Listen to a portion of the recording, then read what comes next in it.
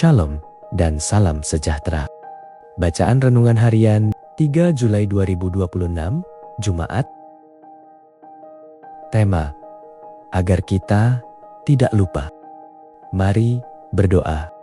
Bapa kami yang di surga, terima kasih untuk kesempatan pada pagi ini untuk datang mendengar firman-Mu. Kami mengundang Roh Kudus-Mu hadir di tengah-tengah kami, membuka hati dan pikiran kami, supaya kami dapat memahami suara Tuhan dengan jelas. Tuntunlah setiap perkongsian, dan biarlah firman-Mu menguatkan iman, memberi pengharapan, dan membawa perubahan dalam hidup kami. Jauhkan segala gangguan, dan mampukan kami mendengar dengan hati yang rela diajar. Dalam nama Tuhan Yesus, kami berdoa.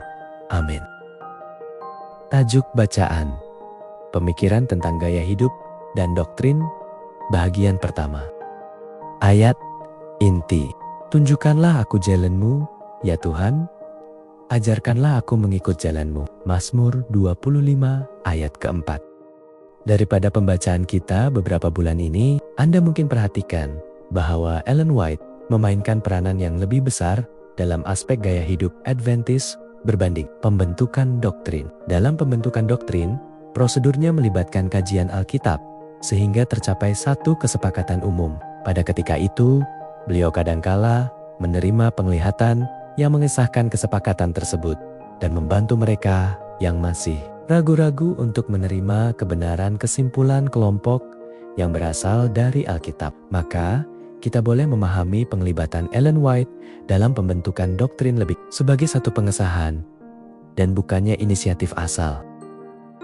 Perkara yang sama tidak berlaku untuk peranannya dalam aspek gaya hidup Adventist. Tetapi sebelum meneruskan topik ini, kita harus mengenal pasti beberapa perbedaan antara aspek gaya hidup dan doktrin. Walaupun umat Adventist abad ke-21 cenderung melihat isu doktrin dan gaya hidup sebagai perkara yang sama penting, pandangan ini tidak dikongsi oleh para pengasas denominasi tersebut. Sementara mereka merumuskan doktrin-doktrin asas melalui kajian Alkitab yang mendalam, serta mengadakan persidangan untuk mencapai kesepakatan. Pengembangan gaya hidup pula mengikuti corak yang agak berbeza.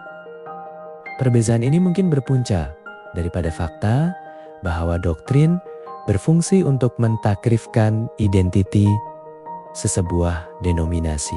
Oleh itu, bagi golongan Adventist Sabbatarian, doktrin merupakan isu yang sangat penting dan mendapat perhatian yang menyeluruh. Sebaliknya, isu-isu gaya hidup cenderung menjadi perhatian sekunder.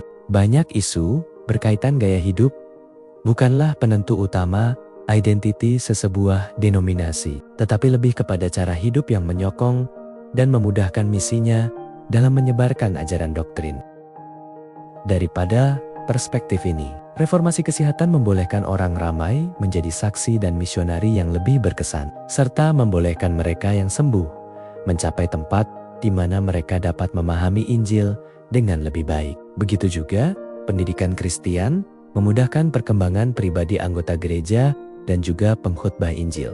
Tambahan pula, persepuluhan dan pemberian korban bukan sahaja membolehkan umat mencerminkan sifat Tuhan yang begitu mengasihi hingga mengurniakan anaknya yang tunggal, tetapi juga mendukung misi Tuhan di dunia ini.